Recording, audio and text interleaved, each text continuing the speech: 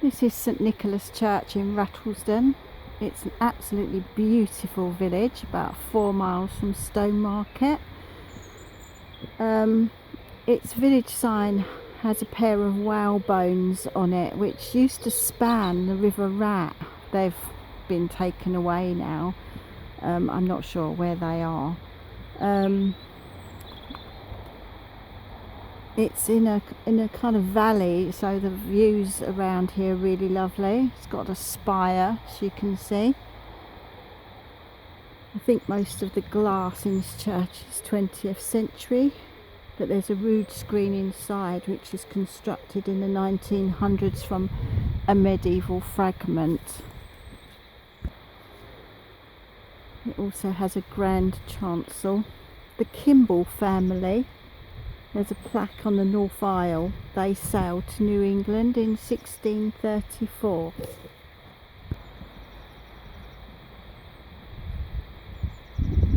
I found an article from Mid Suffolk, and it concerns a naked ghost that was seen in the rectory, which has now been demolished, in the 1860s. John West, a handyman working on some panelling, felt he was being watched, and then he heard a rustling sound from the pantry, and two spectral hands appeared over the dust sheet he'd put up to keep the dust from going into the pantry.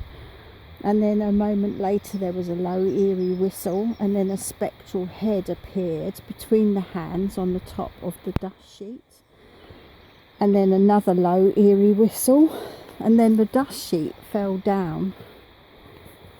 And John West was horrified to see a naked spectre with blotchy skin. The face was indistinct, but he knew it was a man, and he smelled of death. And John West fainted at this point, which I can't say I blame him. And when he rallied, it had gone.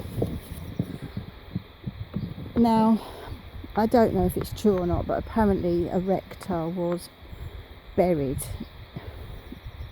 in the actual rectory for some reason. I think it was something to do with being afraid of body snatchers. And apparently he was taken up from the rectory and reburied in this churchyard, and maybe that was the end of it.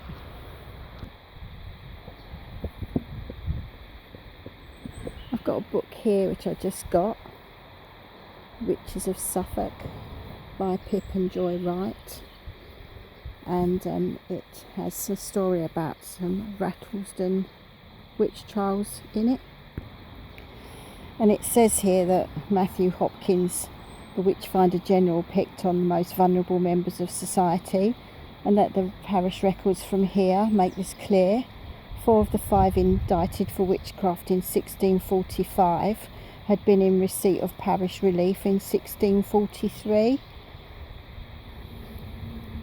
Other information that is clear is the large amount of intermarriage between the 5 families concerned. Henry Carr was described in the trial records as being a well-educated man. Despite Stern finding devil's marks on him, he refused to confess to anything more than having 2 imps. After several delays in bringing him to trial, he died in jail, and we believe that one of the others, Elizabeth Dix, may have hanged.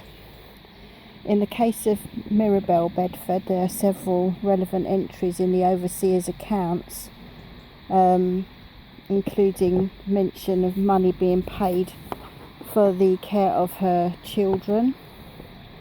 But having said that, in 1650 there are mentions of Mel Bedford receiving various items of clothing, so this may indicate she served a sentence that involved imprisonment and sessions in the pillory. Little is known of the other 2, Old Mother Orvis.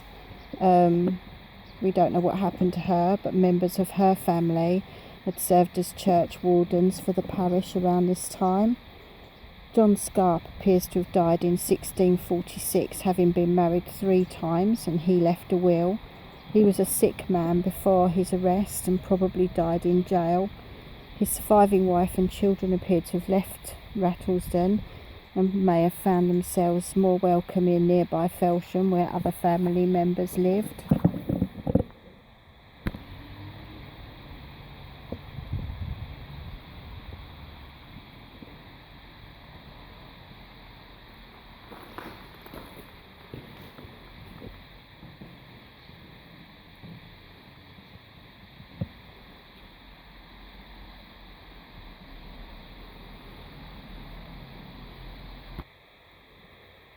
And here we are inside St Nicholas.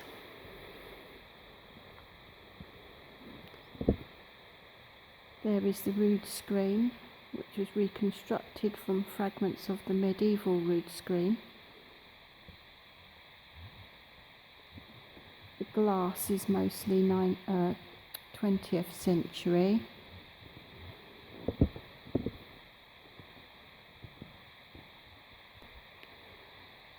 We've gated off the steps that would have gone up to a minstrel gallery.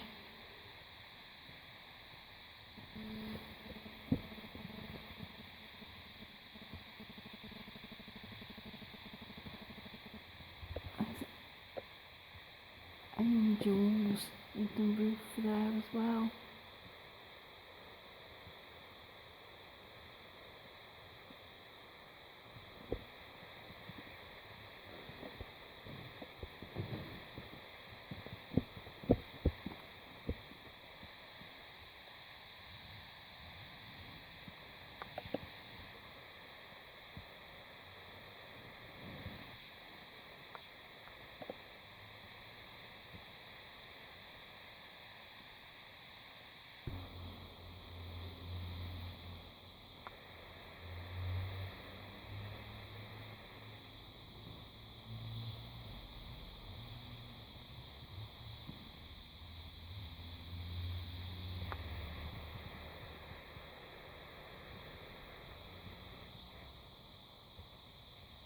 So beautiful with the sun streaming in.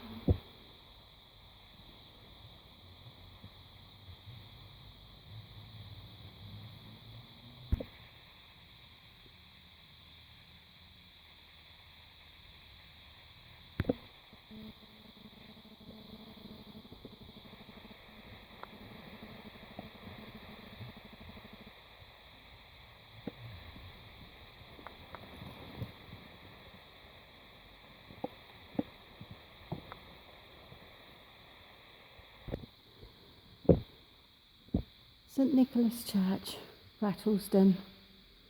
Thank you to everyone who has subscribed. I really appreciate it.